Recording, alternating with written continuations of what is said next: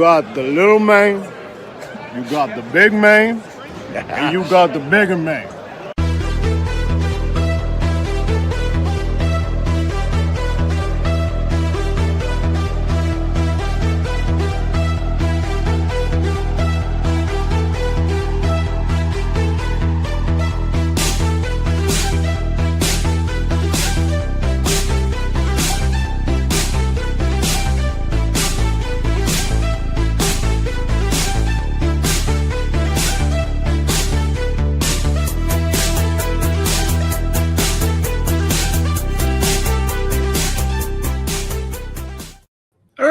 Good evening, everybody. Welcome to Nitromaniac TV's Wrestling Unlimited Nitrostake Live. Kind of a special surprise show. We didn't think we were going to do one, but we are doing one this week on the WWE Elimination Chamber 2026, which just wrapped up a couple of hours ago here. Well, not even a couple hours, but more like maybe an hour ago or so here on Netflix on a Saturday night on the final night of February. I am Kellen Nitro, your host with the most, and we'll bring in Mr. Morehouse. How you doing tonight, sir?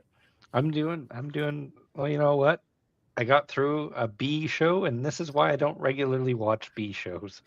B show? I think we'll debate it maybe potentially being lower than a B. It might be like a C show. We'll see.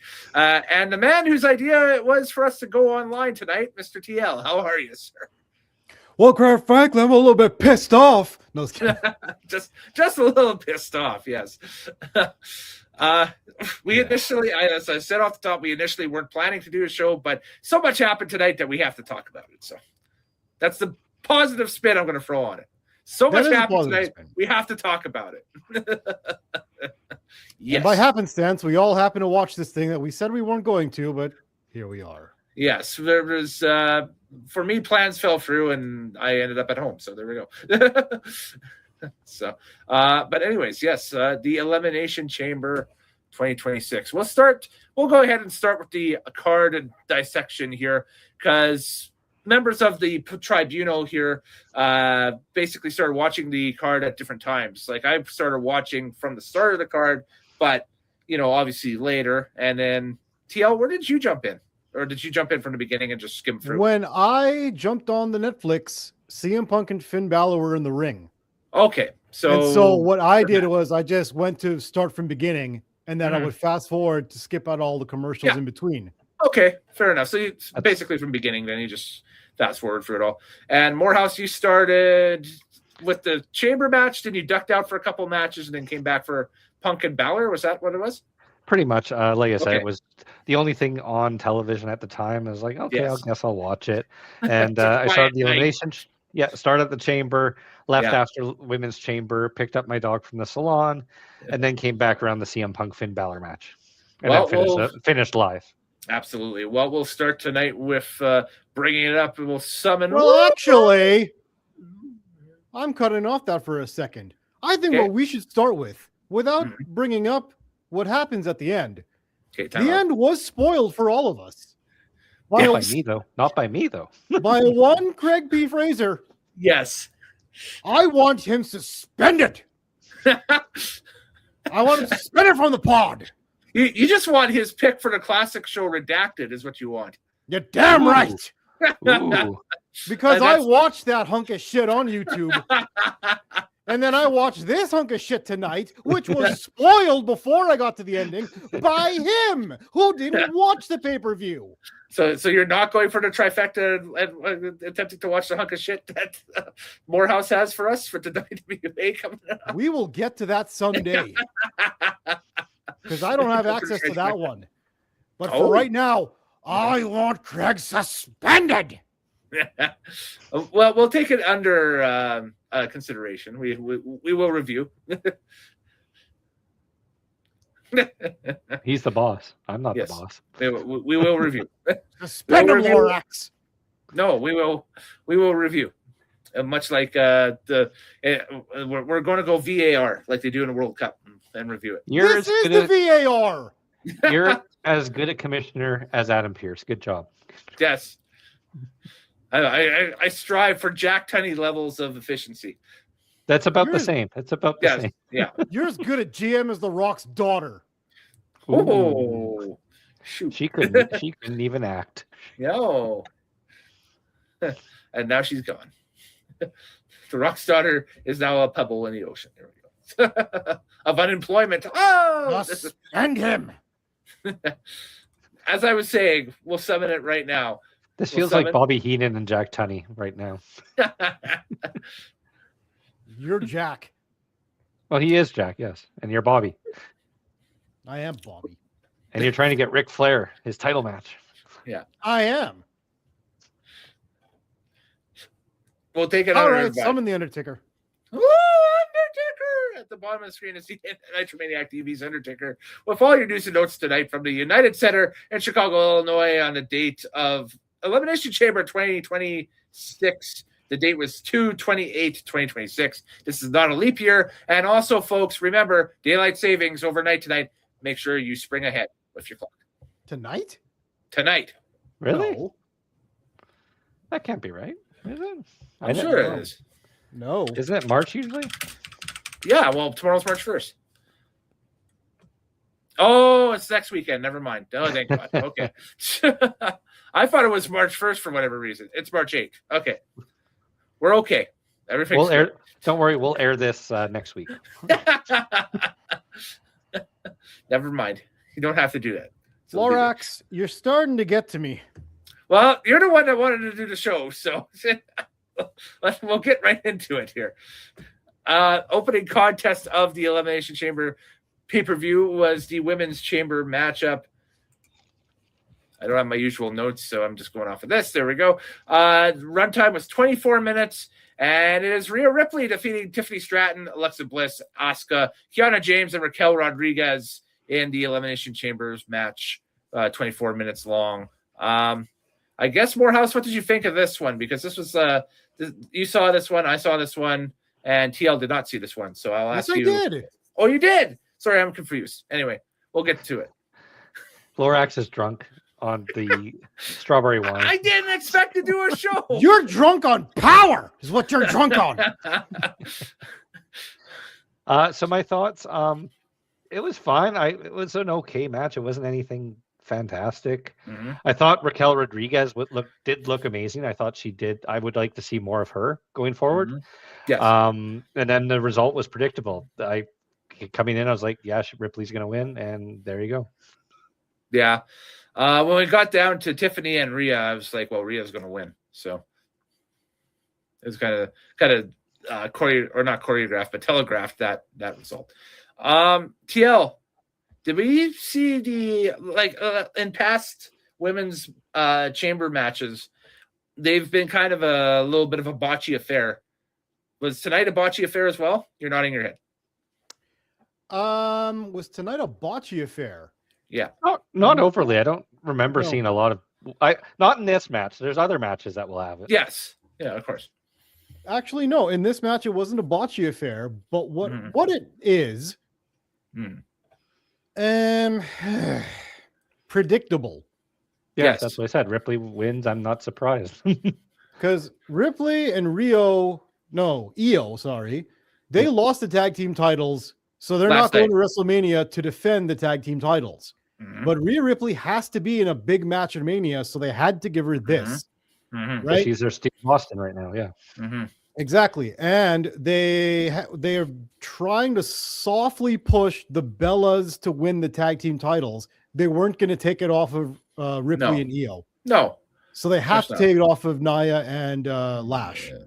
Which is more David versus Goliath battle for them. Yeah, monster heel team versus the comeback babyface team. Yeah. So all of this was just super predictable. It was not really a joy to watch, knowing what the end result is going to be. Mm-hmm. Yes, Raquel Rodriguez had a great performance. Yes. She's not a heel. Sorry. Not anymore. No. She should be a babyface, yes. She will be a babyface, yeah. No, but what I mean is she doesn't act like a heel. She doesn't look like a heel. She doesn't play it convincingly whatsoever. No, because her character is 1999 Kevin Nash. Yeah, literally. It's Nash without the diesel gimmick. Yes, but it's 1999 Kevin Nash played by a very beautiful Latina woman. Mm-hmm. So, it doesn't work. Kevin Nash is not a beautiful Latino woman? No, he is not a beautiful Latino woman. I'm a gorgeous Latino woman. No, at least she has a character, because her original character, she had no character when she first started. So she still has no character. TL, cool. She's too cool. She's Prison Mike from The Office. She wears a bandana and that makes her a bad guy. Meanwhile, she's smiling the entire time. Yeah. This glowing, bright, beautiful, toothful smile. Have you ever been tortured by Dementors? Have you ever been tortured by Dementors? Dementors? No. What? Prison Mike has. God. Prison. Yes, the Dementors. Prison Mike.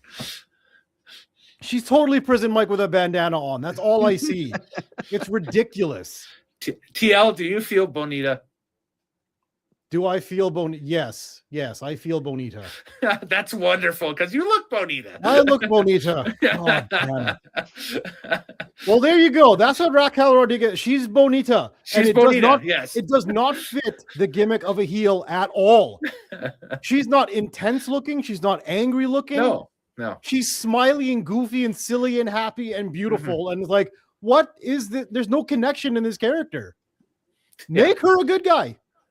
Well, they're going to blow up. Well, we'll talk about it later. Yeah. But the blow up of the Judgment Day is very close now. Yes, I think so. I think Good, that because it's useless. I think if Liv wins the title from Stephanie at Mania, which right now looks like all but a foregone conclusion that that's going to happen, I think that that's probably Liv's first challenger is going to be Raquel. So. Interesting. Which you do your Shawn Michaels, which is your Shawn Michaels Diesel storyline from '95. Basically, yes.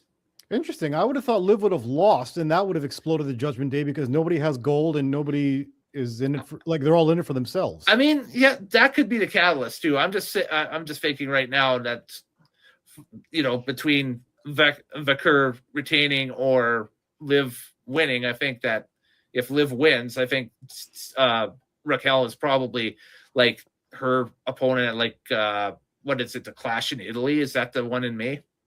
Is the next pay-per-view after Mania? Something like that. So right. Yeah, the proud Spanish Latino woman in Italy.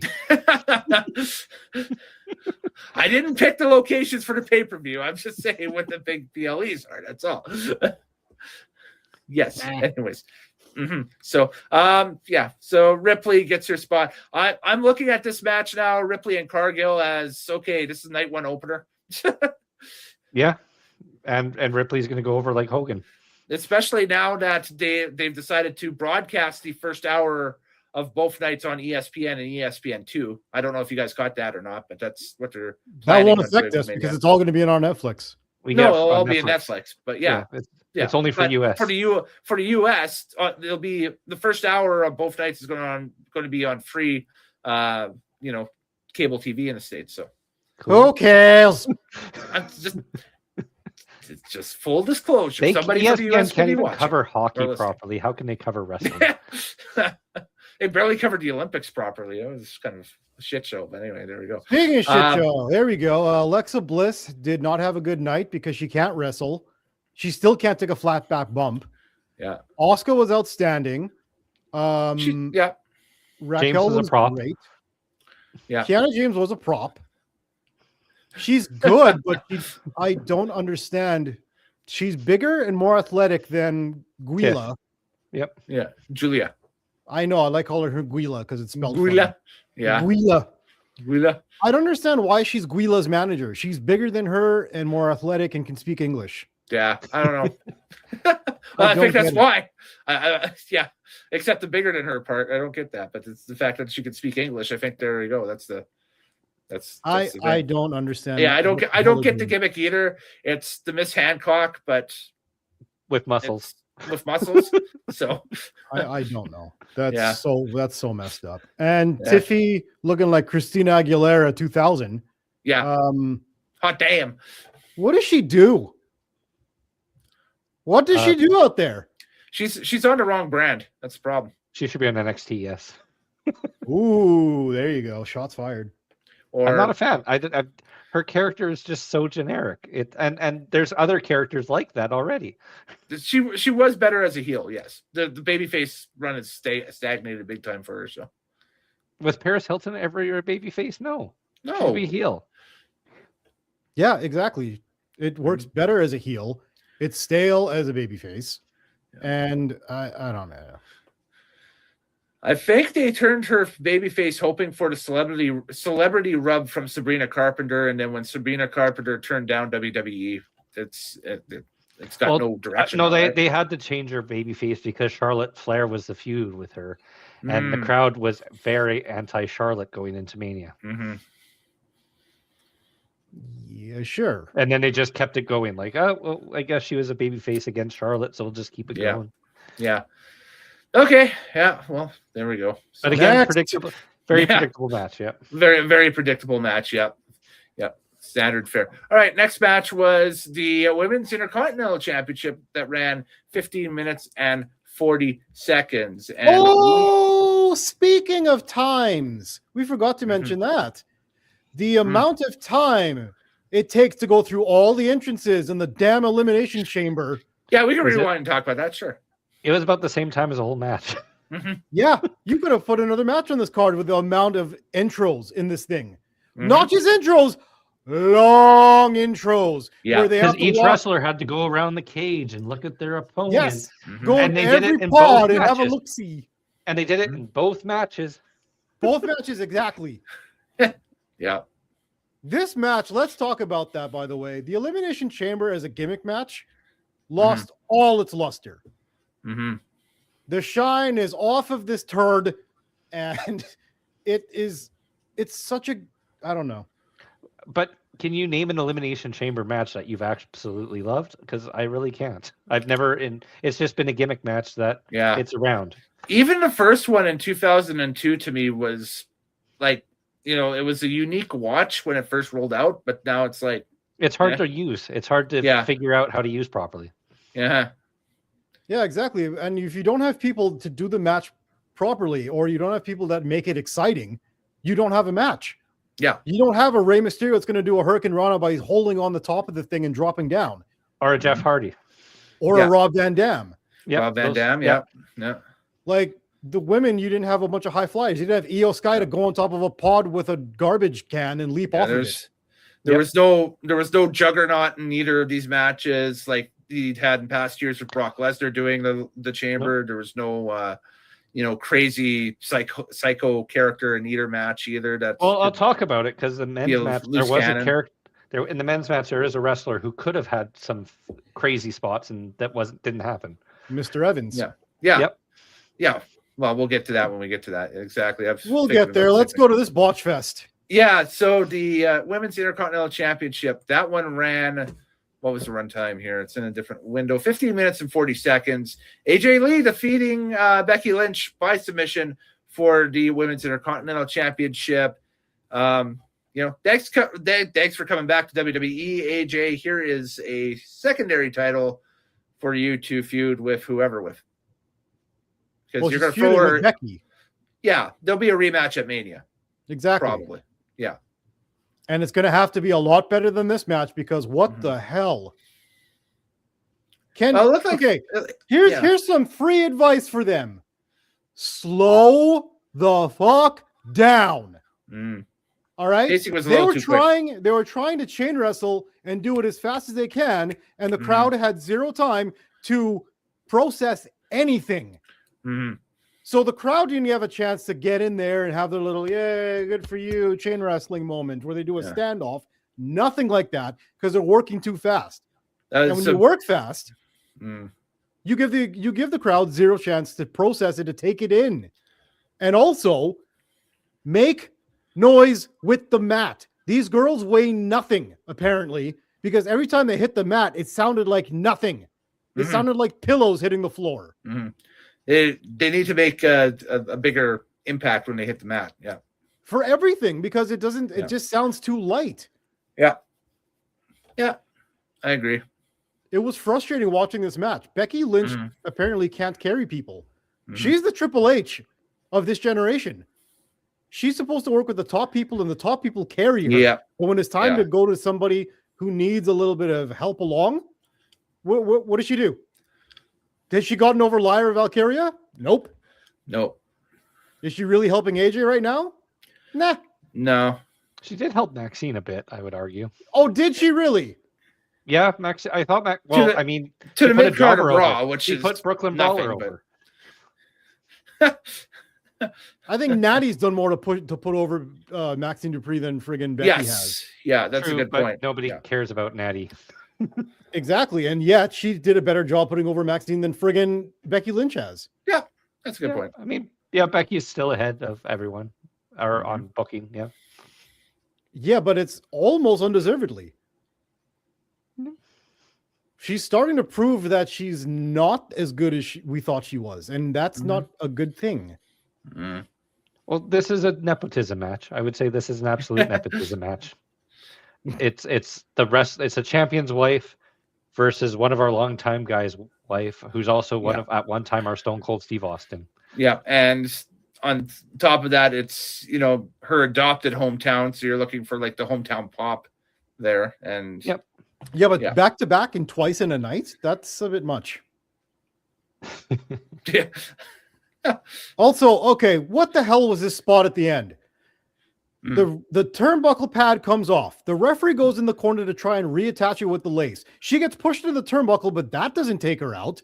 What takes her out is a missed kick that AJ Lee ducks out of the way of, and Becky Lynch hits the referee with. Yeah. So the turnbuckle does nothing, apparently. An exposed turnbuckle doesn't do anything anymore. Yeah. Was it the female ref again? Yeah, Jessica Carr. Yeah, they're trying to build Carr versus Becky, I think. Yeah, they're trying to build. Why? That's not a match. The two. They are though, because they're friends. It's not a match. Back in the day, you didn't have Triple H versus Earl Hebner because Earl Hebner count the fast 3 because of Jericho. That's not a match. Actually, I think it was a match, but it wasn't. I mean, it booked that on SmackDown. I think it was, yeah. It wasn't a match. No, it was Triple H. Well, Triple H not JR. Yeah. Another free lesson for pro wrestling. You can't book things that aren't a match. You can't book like friggin' what's his name? Nick Aldis against John Cena. Remember they tried that for a little bit? That's not a match. They couldn't do it. No, because Nick Aldis, I think, is injured. Yeah. And he's a GM and he hasn't done anything in wrestling like actively for I think 2 years now. No, more than that. Yeah. And same with who's the other GM on Raw, the ball guy. Oh, Pierce. He's been retired for like 8 years now. Yeah, he's been retired for a long time, and you can't set that up as a match. That's not an angle. No. I think he's the second longest GM now after Teddy Long. He has to be. He's got some tenure now. Yeah. Yep, he has to be. So, but he's useless as a GM, but yeah. No, it's also useless trying to book a match with a referee. Yeah. Because that always goes over well. That's creative. That's not me. Unless Jessica Carr has the in-ring skills of one dangerous Danny Davis, it's not going to go well. So he was not that great either. And he wasn't that great either. It's a very low bar for wrestling referees. I need to preface this. Put a little context. I really did watch Back to the Beach 2000 last night. And I am in such a sour mood about wrestling ever since. Which one's worse, though? Oh, Beach. When we get to Beach, you will hear some expletives fly. There may be some partial nudity. I hated everything about. Oh God, I can't wait. So that's why the company's in the damn shape it's in. That's right. Yeah. Yep. Brother. Fucking hell. Man. All right. This night is not helping my rage. Yeah. Nope. So we jump ahead now to the next match, which was for the World Heavyweight Championship that ran 20 minutes and 25 seconds. It was challenger Finn Balor versus the champion CM Punk. And of course, Punk retained because you have a main event between Punk and Roman Reigns to do at WrestleMania. That's going to be the main event of one of your 2 nights. Like you'd mess that up by swapping Punk out for Balor. Yeah. Good luck trying to sell that. So that's as far as I'm going to say about that. Match itself was. I didn't put the poll up on my. I didn't put the poll up on my Twitter today or X or whatever. Just because we just jumped on. But I like this. I think this was the match of the card here between these two. Not hard. There's only 4 matches. I know. I know. And two of them were clusters with the cage, right? And the And well, this guy only tripped so. over the hurdles 3 times, so I guess that's we'll right. give him the gold Exactly. medal. Yeah. So we're watching the Special Olympics here, not the real Olympics. So. Terrible. That's terrible. Yeah. Save him, Morehouse. Save him. Anyway, moving on. Let's talk about this match. So I didn't catch the beginning of the match. I caught probably 2/3 of it. I would say I saw. Yeah. And it was fine. It felt like a general Raw match, a house show match, nothing special. This match had Saturday night's main event written all over it. And it was predictable. Like they're not going to put the belt on Finn Balor going into Mania when they have all the posters and all the merchandising done and all the marketing done. This had Saturday night's main event written all over it because they're not doing another Saturday night's main event until like later in March, so we don't get one in February. This is like Triple H versus Dolph Ziggler. Yeah, just before Mania. Yeah, basically. Yeah, so you put the champion in a ring against one of your top carpenters and see what happens. See what sort of match they can give you. Now I get to say things. Go ahead. So this match exposed something tonight. This is the first time they've been in the United Center for quite a while. Yes. Because they always do the Rosemont Horizon. Yes. Now, this crowd sucked. This crowd sucked balls. This crowd was a 3-pack of ass. They put the lights out, it blacked out so they could get a CM Punk chant going before he comes to the ring. They didn't get it going. He starts out with the Bulls era, Jordan era Bulls entrance. Yeah. Like they did the Sirius. I missed that. Yeah. Yeah, they did that. And the crowd was starting to sizzle a little bit. Then CM Punk's entrance came out. His real music hit. He comes out, and the crowd is still really flat.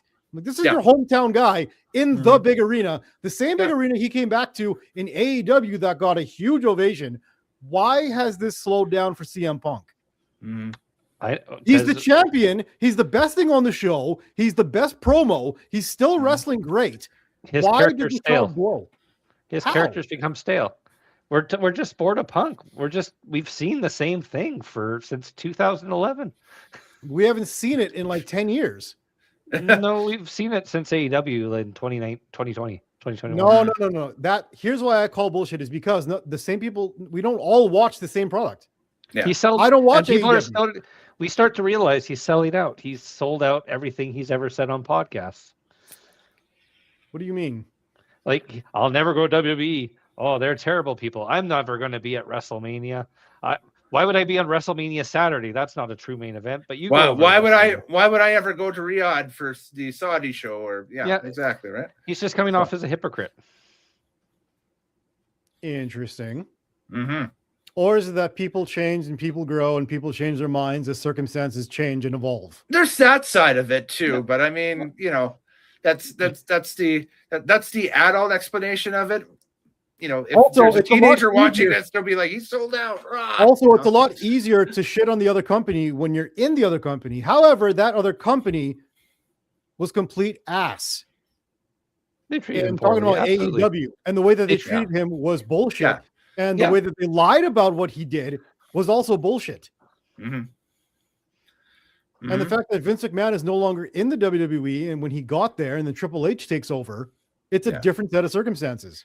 It is, but now the creative is starting to get to late 2015, 2016 levels of Vince McMahon creative. We have zero build going into Mania with Punk and Roman. Absolutely nothing's going on. And they're starting to grasp at straws with a few things, which we'll talk about after this.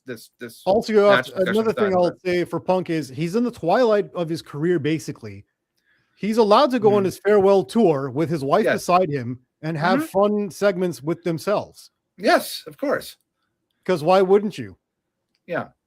He's given so much to the company. The people want true, but I believe it hurts the overall entertainment of the product.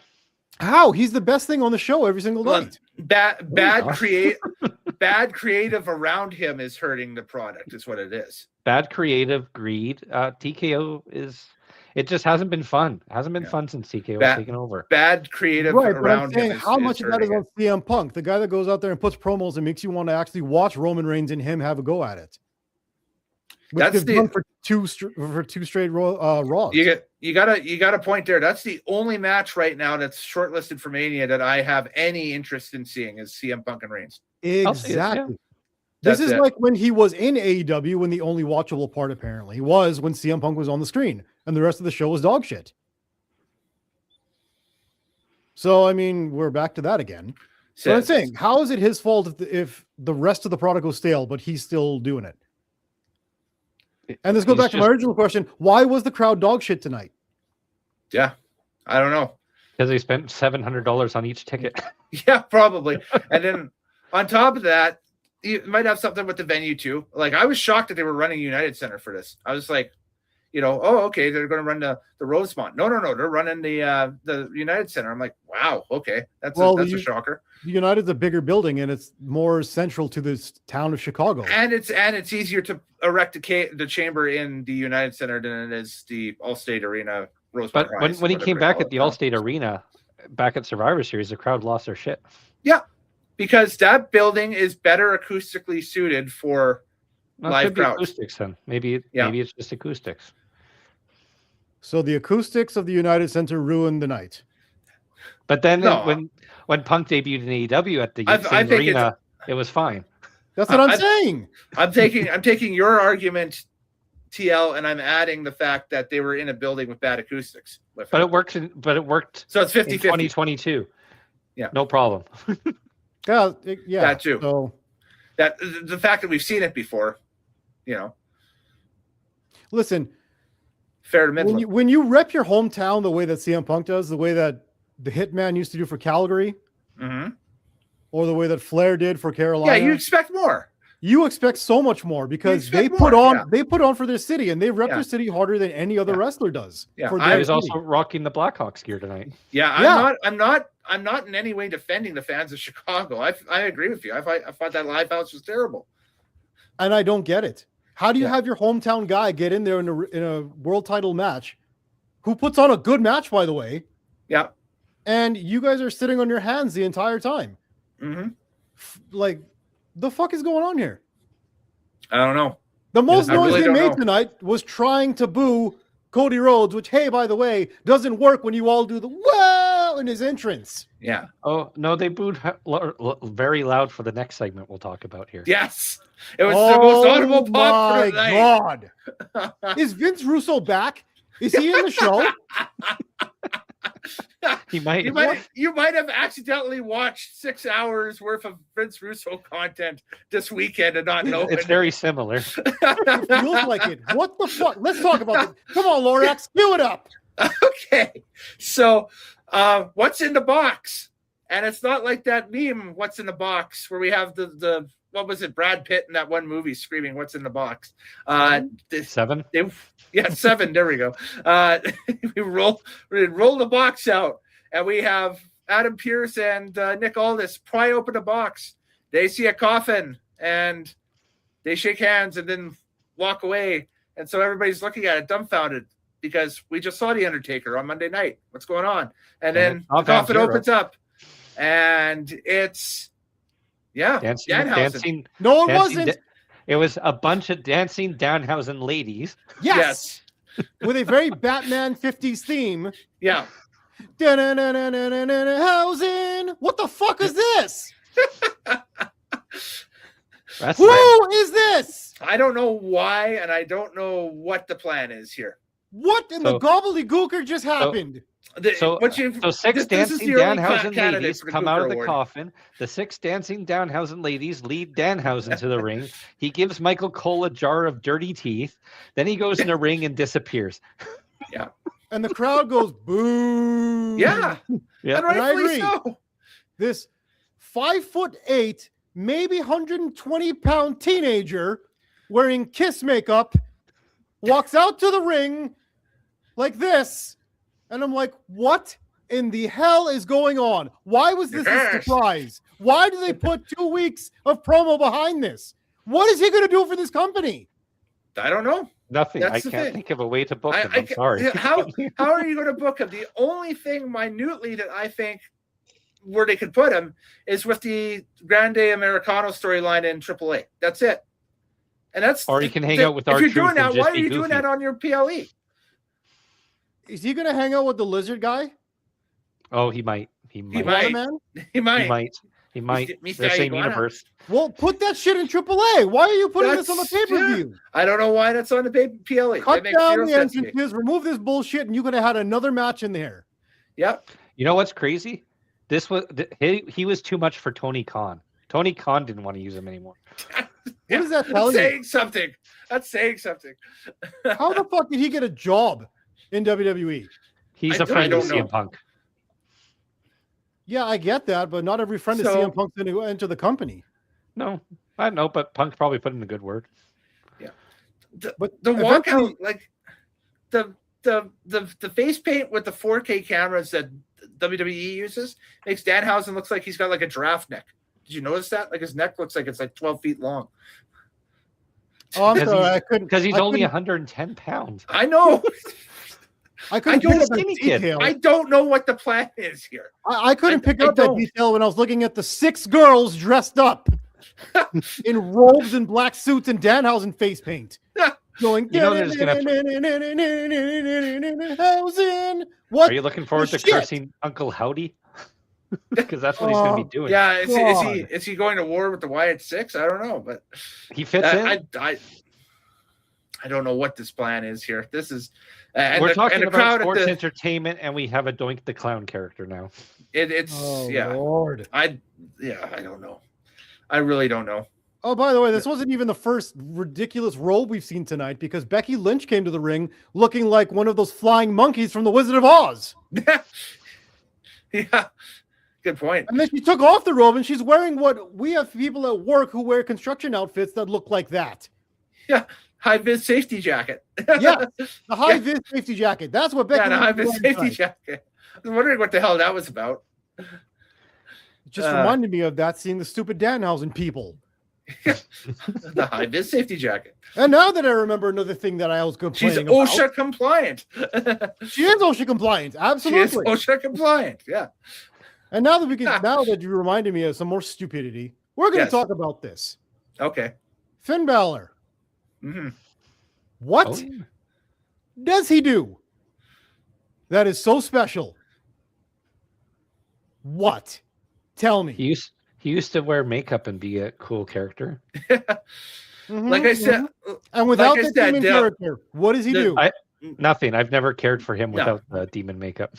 Like I said, the match that was the Punk Balor match was put your world champion into ring with a Carpenter prior to WrestleMania to get a strong-ish match out of your champion going into WrestleMania, so you can sell the main event.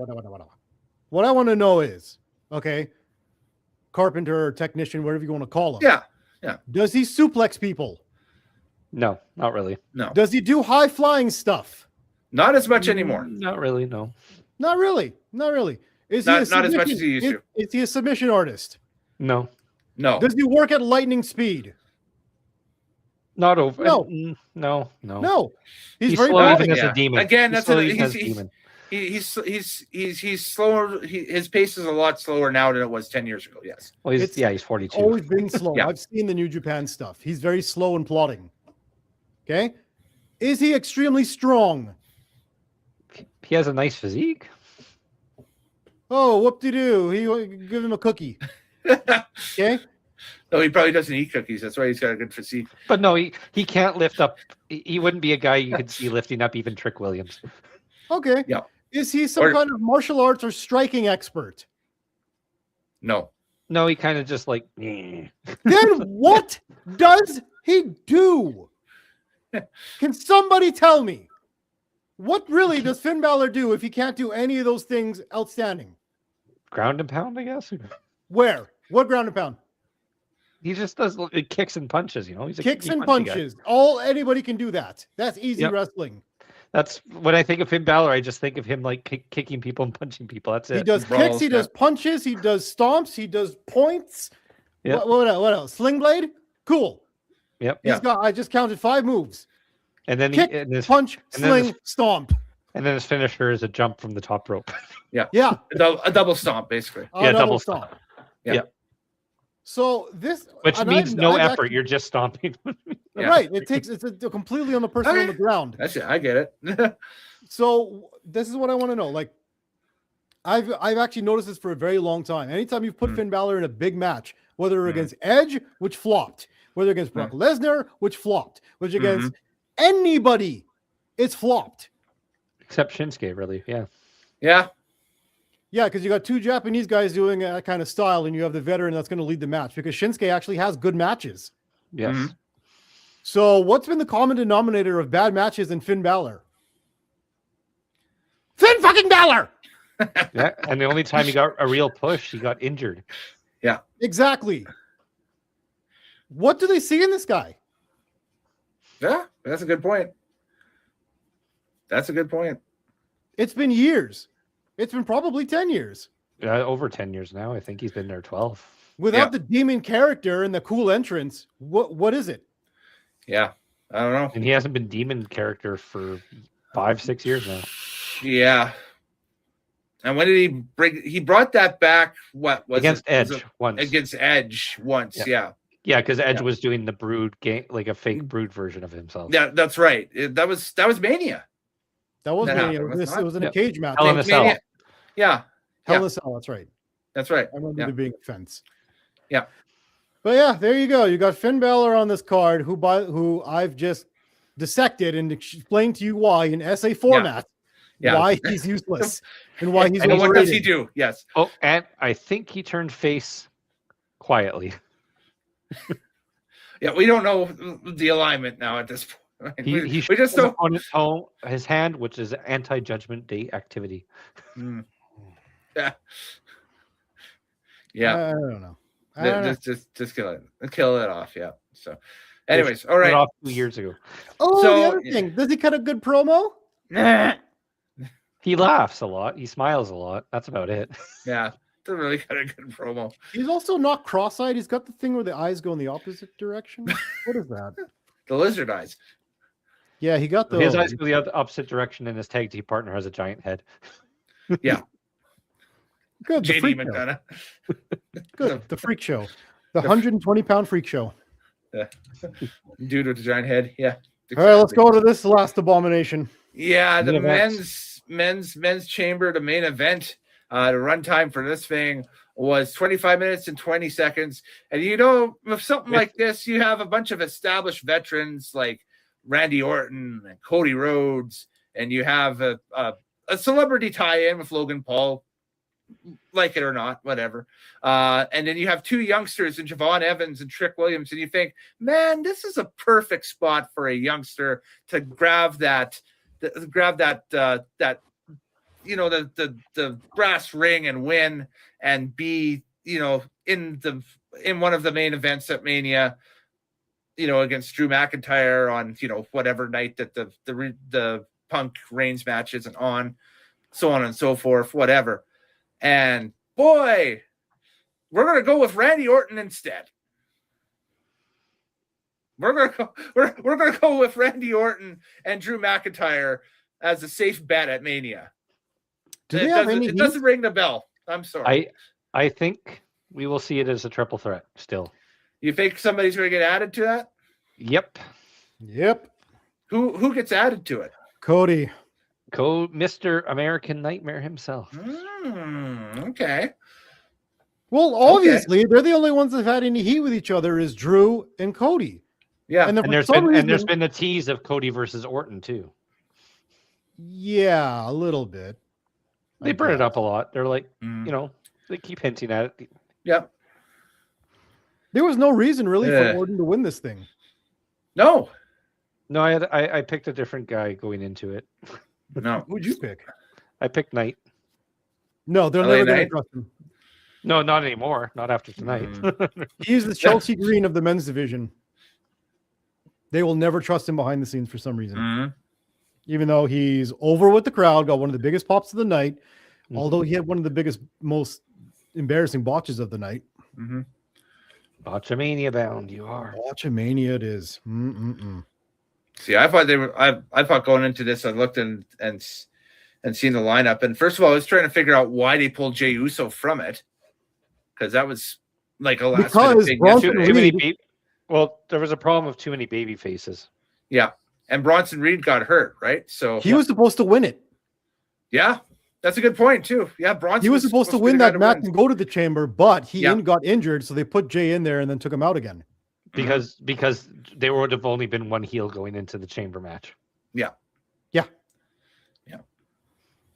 And Cody's getting the mixed reaction from the crowd, which was actually one of the louder pops of the night, which was strange.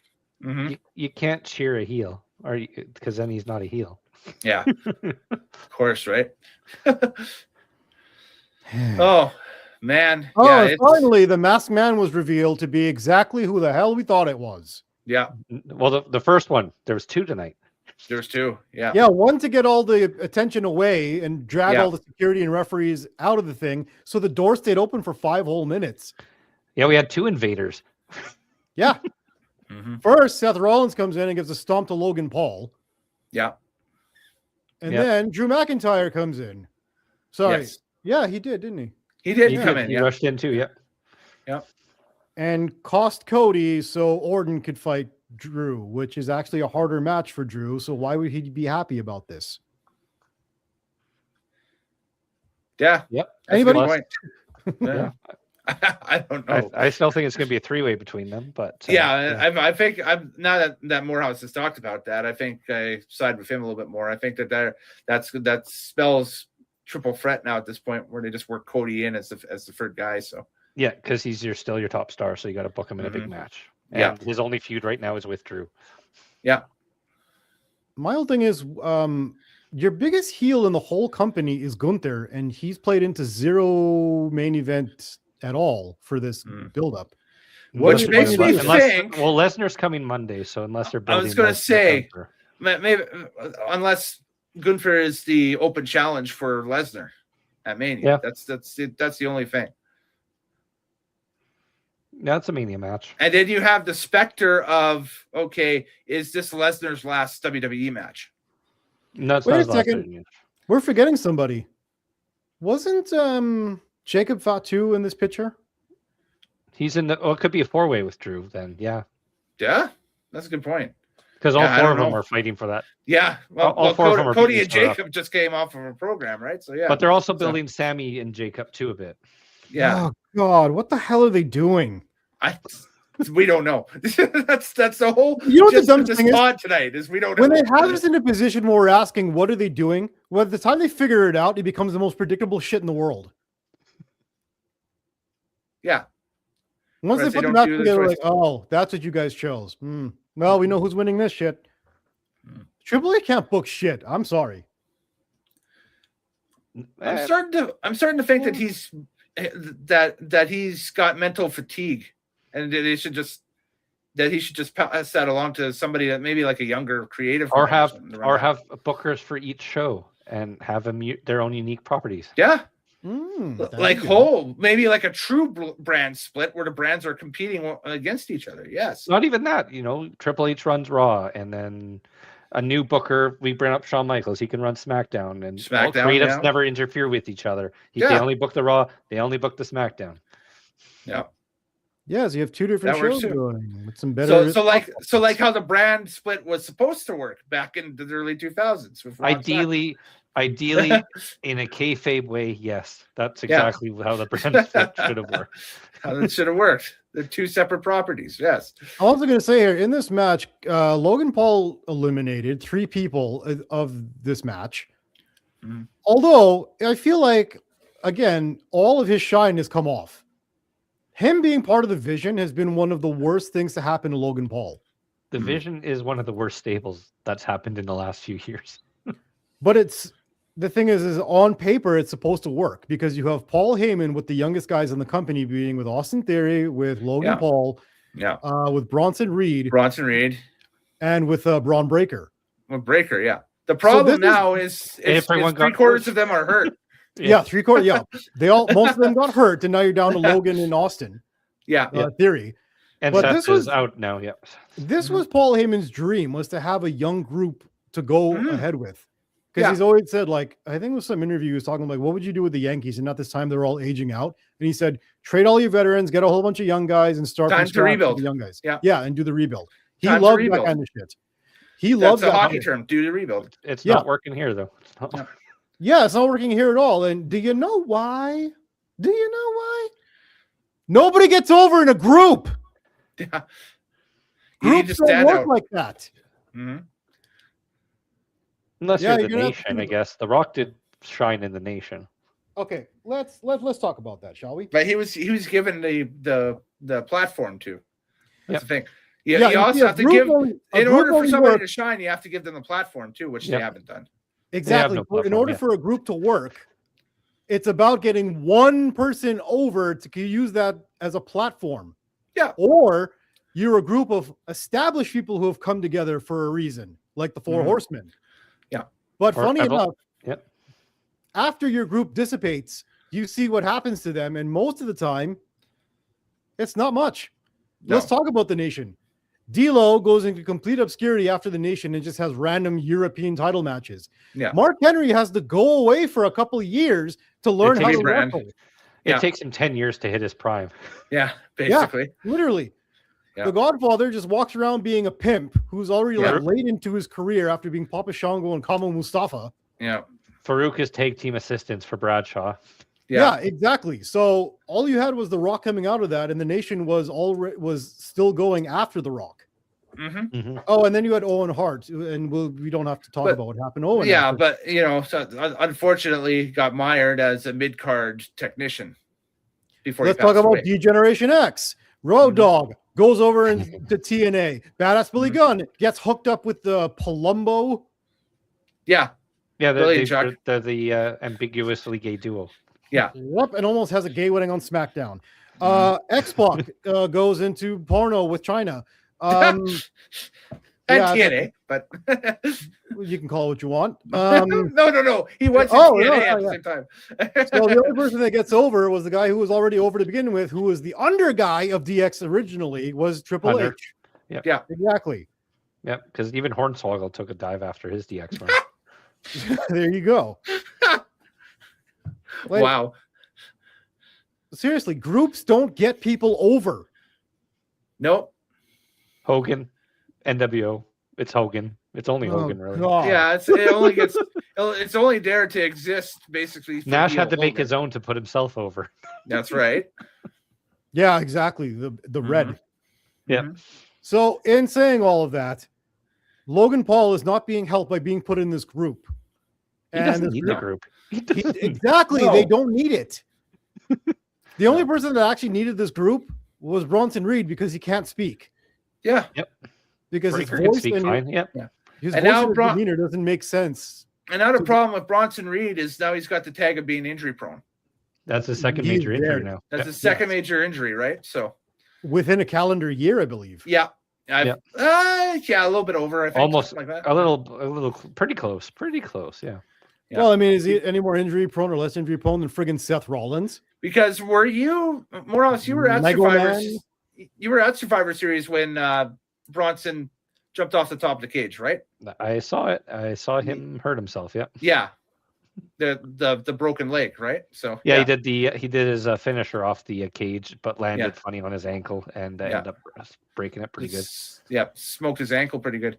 Yeah. So that was 24 and a 23 or 24. Yeah, Survivor Series 24. 24. He came back 26. SummerSlam. So just over a year. Yeah. Yeah. So he's injury prone. He is. Yeah. Braun Breaker's an idiot. Yeah, I still don't know how he hurt himself, and beyond that, what the injury is. I don't know. Maybe he tried to read a book and got dizzy. I heard. Didn't he hurt? I heard he hurt himself on diving on the announce table. No, it was flipping the announce table over. Right. He pulled the muscle. Oh God. Which cooked his match with Lesnar at Mania. Yes. Yep. Which now is a challenge. Because that was the set thing. Yeah.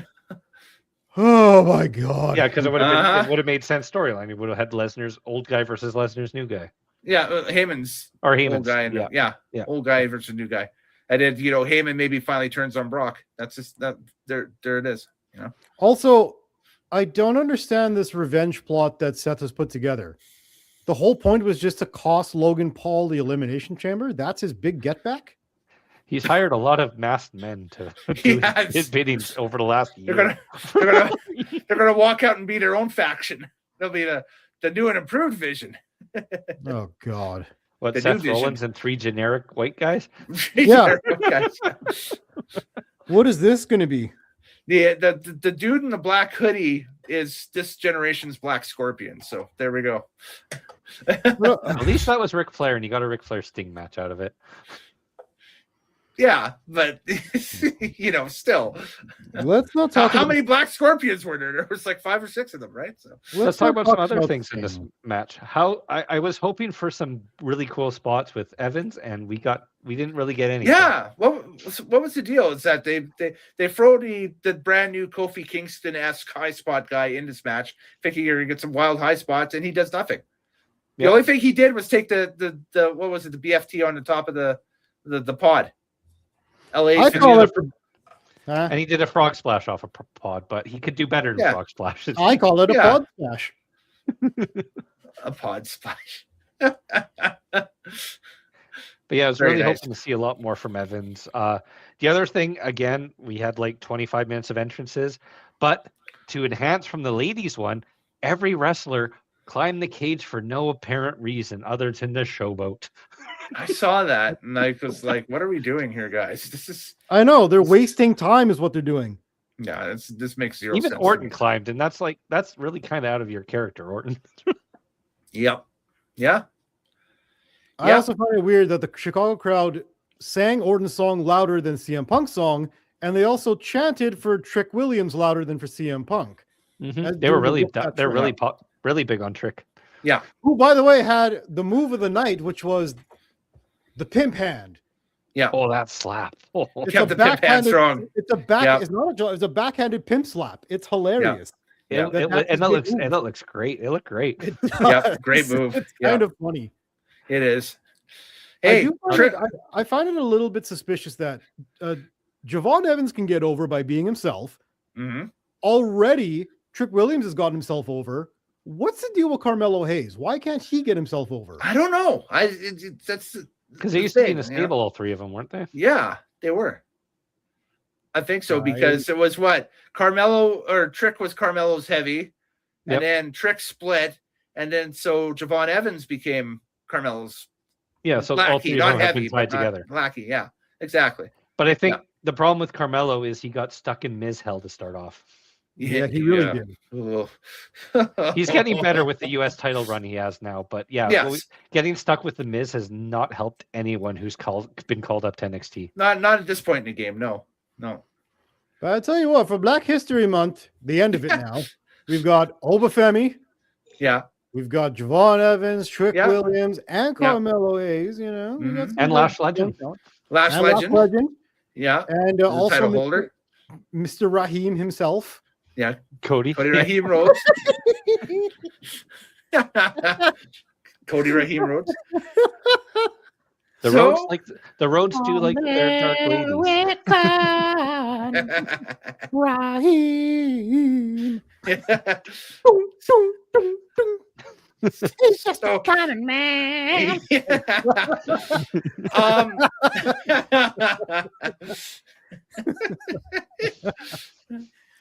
And they're heading out the door. Anyway, no, just kidding. Worth it. Yes, absolutely. Worth it. Yes. But no, I do notice that, the young rookies that they have right now are all African American, and they're all really kicking ass. It's nice to see. That's good. Yeah, that's good. Like Obafemi to me is going to be a big star eventually. Yeah. I can see him and Roman Reigns having a big title match or something. Yeah, and we are frothing at the mouth for that Lesnar Obafemi match. Like if Lesnar gives us that before he takes off, that is going to be good. Yes, I hope we talked about this tonight and that stuff and whatever, and it probably won't be, but I hope that's who answers Lesnar's open challenge on Monday for Mania. It's Obafemi.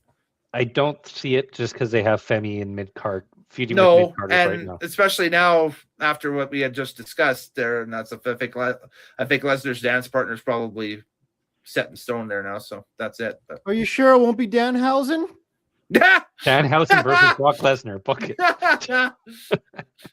He could be like the first guy to go in there and get demolished in 3 seconds, and then the real challenger comes out. That was what the whole Brock's build up. He cursed Brock, and then Brock starts throwing up. Oh, the curse! The friggin' curse! Oh my god! It didn't work in AEW, and Tony Khan knew it. But Triple H is like, oh, maybe I can do better. This is the most curious move of the year, in my opinion. It's a waste of roster space. Yeah, it's why. Why are we here? Why are we doing this? Why? I'd rather bring back Travis Scott. They're about the same weight. They are. Yeah. Maybe they'll fight each other. Hey, how about that? Bad Bunny versus Scott's like, I'll only work with you guys if you can get me a wrestler who's about the same size and weight I am at. Yeah. And then I can stiff and we wouldn't fire back. You know, it's sad when Danhausen, if you give him Doink's theme song, it would be the exact same thing. Pretty much. The exact same thing. The only positive I see out of this is we might end up. Whoa, hang on a second. I gotta go into. There we go. Let's get that going. Yeah.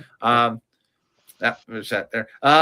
The only positive I see out of this, boys, is that the Clowns or Us might not be the worst Survivor Series tag team in the history of tag teams. If Danhausen stays with the company for Survivor Series, because no doubt he's a Survivor Series team captain. He's got team captain material right there. Danhausen and the mini Danhausens. Yep. That's right. Take on Miz and the mini Mizes. Miz and the mini Mizes. I have been miserable for many hours now. Well, what are you giving the show out of 10? Oh, Lord.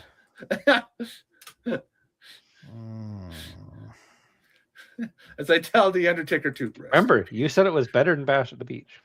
Yeah, and I got to think about Bash at the Beach now, don't I? And don't spoil your Bash at the Beach score. Yeah, you're right. Because you got to save that. Because the man who picked the show is conveniently MIA from this pod tonight. Who conveniently spoiled the ending of this show for us. Yeah. He sure did. He kind of walked into the chat. I could not believe he said that when I saw that. I want him suspended. All right. I'm giving this, oh Lord, I'll give it a 3 out of 10. Okay. Fair enough. Because the Punk match was actually decent. Actually, hang on. I want to fix that. Oh yeah, it doesn't need an asterisk. It's a real. Yeah, I don't know. I have no idea what the asterisk was doing there, but anyway, there we go. I'll give it a 3 out of 10 because the Punk match was good, and also that spot where he turned the coup de grace into a sharpshooter was actually kind of fly. I like that. Yeah. A little nod to Austin and Hart at the wrong building in Chicago, but there we go. Yeah. You know what? I don't know if maybe it was a nod to Owen and Brett in the cage. I don't know. You know what? Actually, I don't know if I can give this a 3 out of 10 just because one match was decent. Okay. That doesn't make sense on a rubric. You want to go 2? That means, well, I guess you rounded up, rounded up from 2.5. Let's give it a 2. You know what? It's a 2 out of 10. Okay. The women's match was not great, and they did steal the spot of throwing someone through a pod glass, which is actually the biggest pop of the night. But they used it, and the men didn't, which was very disappointing. The women sucked. The men's was whatever. The CM Punk match was good. The AJ Lee match was a botch fest. The Danhausen surprise was throw up worthy. Yeah, not a great night. 2 out of 10. No. Yeah. I'll go ahead and I'll give this thing a 3 out of 10, just because this felt more like a card that would have been suited for Saturday night's main event, especially the 2 singles matches. I think the luster of the chamber is kind of withered here. Now it's kind of gone. It's gone. It's gone. Yeah. So I'd like to see them maybe go back to the table and, think of something like, if you want to do a specialty match gimmick, because this is between a specialty match gimmick and your Super Bowl every year, then cool. But we don't need the Elimination Chamber. It might be time to develop something new. Well, you know what you could do? You can call a pay-per-view in February just back to No Way Out and just have regular matches. That too. There you go. Too. Exactly. No Way Out, have regular matches. Yes. Because honestly, they used to say, maybe it might have been Cornette. He said, this is a It's a feud. This is a gimmick match that has no feud. Yeah. You mean War Games? Yeah. Yeah. Exactly. Especially as of late. Yeah, exactly. So sometimes there's a feud that needs a gimmick match, and this is a gimmick match that needs a feud, but it doesn't have one. And that's all I'll say. And I'll say that Punk and Balor was good, but everything else kind of sucked. So yep. Morehouse, what's your score? I'm giving it a 1 out of 10. Okay. That's fair too. It was everything I don't like right now about the wrestling shows. it was not paced properly. Yeah. There was more entrances and advertising commercials than actual wrestling on a pay-per-view. Yeah. When I grew up, you got a pay-per-view, you got match to match to match to match, and they infused it with some small angles or backstage interviews. So you don't get that anymore. To back up you had an hour and 10 minutes of wrestling on a 3-hour pay-per-view. Yep. To back up your point correctly. We'll go back to the very beginning of the pod stream tonight. So rewind all the way back to the pod stream tonight. Morehouse, did you have plans initially tonight to watch this show? No, the advertising right now of the product has not been interesting to me. Okay. Mr. TL, did you have plans initially to watch this show? No, I got the times wrong for the hockey game. I thought it was the 8:00 match. It turned out to be the 2:00. It was the 2:00 one. I had plans initially for tonight that fell through, so therefore I did not have plans to watch this show either. So, and we didn't have plans to do a show tonight, like this recap at all. So not at all. But we had much to say because it was so awful. It was so bad that we figured we'd jump on. Yes, exactly. So I think that's the telling story right there, is that this show had nothing to attract us to watch it. And it delivered less than nothing. So it delivered us one good match. Yes. Yeah. One good match out of 4. One decent, but one good match out of 4 does not a card make. So no, you don't give the kid a passing grade when he only has 25% as a report card. Oh. Exactly. Hey, by the way, that's a please see me after class at that point. The question for the house now is, if this is a 1 out of 10, what are you going to give Bash at the Beach when you see it? I have seen it before, and I do find sometimes entertainment in the tragedy. I have to sit down and do my final lock-in view for this thing before we sit down and review do the pod. So I still have yet to make my notes about that. We may see our first 0 out of 10. I am juicing over this one. This will be fun. That's disgusting. Now we might see our first 0 out of 10, and it may not even be from me. It might be from the house. Could be. It's been a while since I've seen it, but I think I will get some nostalgia trips watching some of my old favorite wrestlers from that era. That's true. Oh, but when you see how they've been used, good Lord. But Craig also might flip the script on us and might break the scale the other way because it's a comedy horror show. It's a comedy horror show with a lot of wrestlers. A lot of wrestlers are booked. A lot of them. he might actually give the show a 15 out of 10 just because he's crazy enough. He needs to be punished for his actions. There is no justice on the show. What the show is missing is justice. You need to find a way to punish him. You got to find an event that he's absolutely going to hate. Okay. So this is my decree here. This is my sitting at the Jack Tunney commissioner's desk over this decision. Jack Tunney, more like overrated. Calm down. Right now. I will not have comments with order in the court. Order, I say. That's right. Order. I'll have 2 teen burgers and a root beer to go. That's my order. No, just anyway. A&W not sponsored. My plan is that I will announce Craig P. Fraser's punishment at the conclusion of the Bash at the Beach 2000 review. Really? You're going to give us a Danhausen box? I will. This is called a tease, so people watch the show. It's a Danhausen I will give my box. punishment for Craig P. Fraser at the conclusion of the Bash at the Beach 2000 show. And may the court show that he has 2 charges against him of spoiling tonight's main event and choosing Bash at the Beach 2000, which is a crime of itself. It's a big event. We will take that under consideration. But as I said, well, we will make the announcement. Ain't no justice coming. There ain't no justice on this show. I have the main event spot booked for the announcement for that show. So It's main event spot. Yes, it's the last spot of the show. It's the main event spot. Who does the announcement as the main event? It should be in the middle. We'll do the people want justice now. The people want justice now. The people, I tell you, the people. And unfortunately, I need the person present in order to deliver justice. That's the thing. It can be illegal to do so without somebody in. This is a sham. Is it a travesty? But I will deliver the punishment to Craig P. Fraser at the end of the next show. Mm-hmm. For the crime of the Bash at the Beach 2000 show picking. No, I thought it was for spoiling the main event. Oh, is this for spoiling the main event? Okay, yes. Let's make sure the charges are correct here. He's facing two charges. You don't have the papers in front of you, Judge? What kind of judge are you? Class action lawsuit. You really are Jack Tunney, aren't you? I am Jack Tunney, yes. Jack Ass Tunney. Yeah, there you go. Jack A. Tunney, the A stands for ass. Get that t-shirt made and wear it. That's your new robe.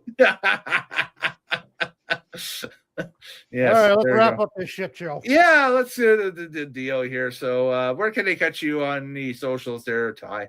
TM. On the Twitter X exclusively at TMLOUTAN. I want the smoke. There you go. Yeah, give him the smoke from tonight for sure. He's the one who called us all here. So, and Morehouse has got his stuff going. Still over on Blue Sky, right? So still over on Blue Sky. I don't really hang out there, but sometimes I check in, sometimes I don't. But you can find me. I'm on the streets. He's really not in. So to answer the question, how can they find you? No, they can't. Pretty much. The house is closed until it opens the next time. All right. Exactly. That's fair enough. Exactly. That's fair enough. So, my my social media is as such. You've got a tree of them. I have a tree of them. Yes, on Linktree. It's you can go and see. You click into that, you get to my Instagram, you get to my X, you get to my his LinkedIn. You can see his LinkedIn. Maybe not my LinkedIn, but the YouTube channels, you name it, everything is there. So link ter.ee/Kellen Nitro. It is so funny that we have all three spectrums of social media. We have the one that has everything, the one that has an exclusive, and the one who has nothing. Yes, I have LinkedIn.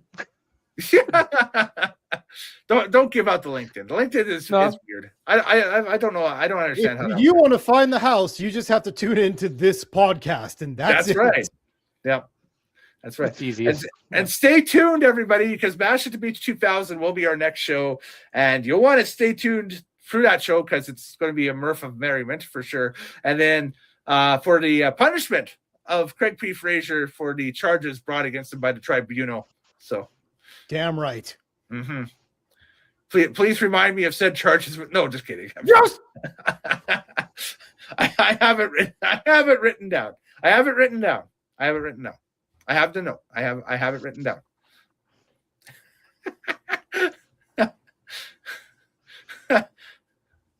End the show, please. He's doing that Katy Perry thing with his face. It's crazy. The eyes. Say hi to Justin Trudeau. Say hi to Trudeau for me, Katie. Yeah.